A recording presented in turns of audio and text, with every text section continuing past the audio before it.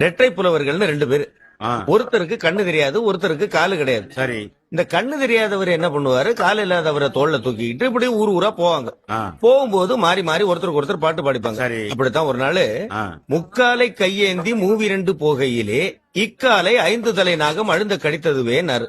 அதாவது முக்கால்னு சொல்லக்கூடிய ஒரு கம்ப ஊனிக்கிட்டு மூவிரண்டுன்னா 6 ஆத்துக்கு போகும்போது இக்காலை 5 தலை நாகம் அழுந்த கடித்தது. 5 தலை நாகம்னா நெறிஞ்சு முள்ள அது காலில் குத்திருச்சு, என்ன பண்றதுன்னு இவர் கேட்க அவர் என்ன சொன்னாரு, பத்திரதன் புத்திரனின் மித்திரனின் சத்துருவின் பத்தினியின் கால் வாங்கி தேயினார். எவ்வளவு பாய்? 10 ரூபாண்ணே.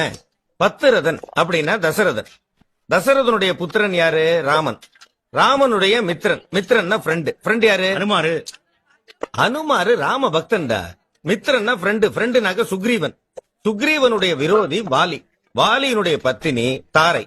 தாரையில காலை எடுத்து விட்டா தரை. முள்ளு குத்துனா தரையில தேய்ங்கிறதுக்கு எவ்வளவு அற்புதமா பாட்டு சொல்லியிருக்காங்க பாத்தியா? முள்ளு குத்துனதுக்கு கூட பாட்டு இருக்கு.